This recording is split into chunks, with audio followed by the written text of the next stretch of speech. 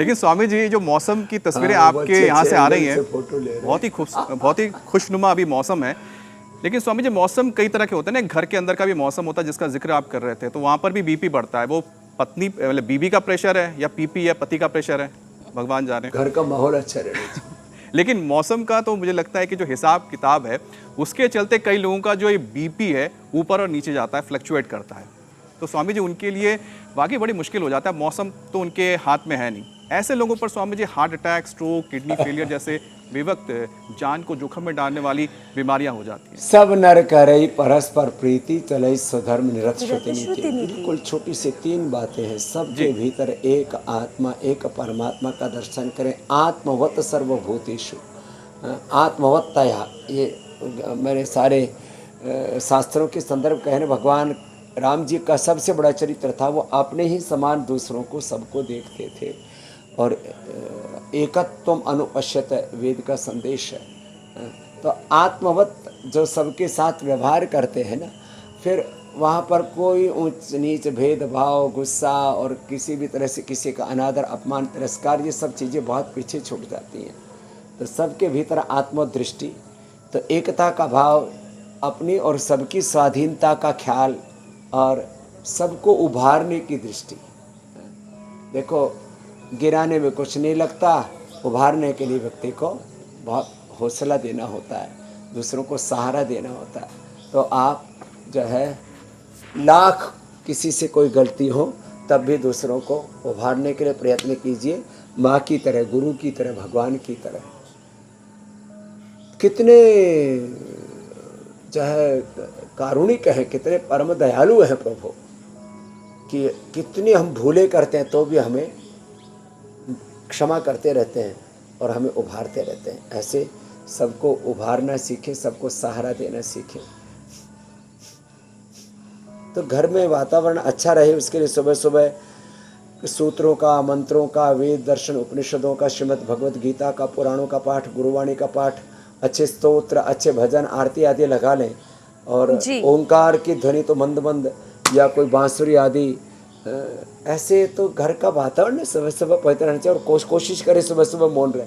दिन भर बहुत बड़बड़ करते रहते हैं हम लोग। अच्छा स्वामी जी, अब जिनके मौन, घर में silence छोटे भी छोटे बहुत बच्चे आवश्यक हैं, उनके लिए घर में मौन भी रहना तो होता बड़ा है, बहुत मुश्किल है, अभिनंदन। लेकिन हाँ, बच्चों को स्कूल भेज के वो मौन रह सकते हैं।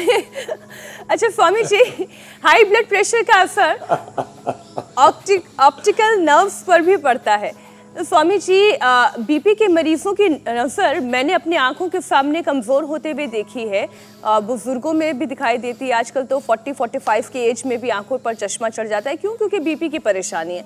तो स्वामी जी, ये आंखों की जो इतनी जल्द एजिंग हो रही है, आंखों की इस एजिंग को रोकना है, रेटिना डैमेज ना होने पाए, नज़र कमज़ोर ना होने पाए, तो आंखों के लिए क्या करें? आंखों के लिए एक तो अनुलोम विलोम जी।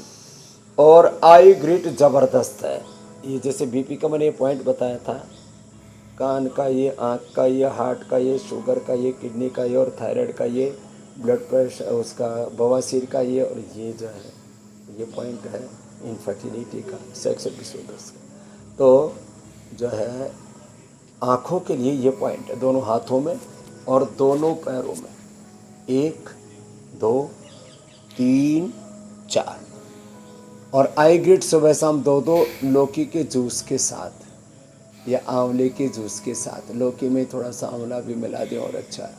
और मैंने जिनको भी ऑप्टिकल नर्व की प्रॉब्लम है, कैटरेक्ट है, ग्लूकोमा है, आंखों पर चश्मा है, डिप्लोपिया है, मायोपिया है, जो भी आंखों की समस्या है ना, ये यहाँ से पॉइंट दबा लें।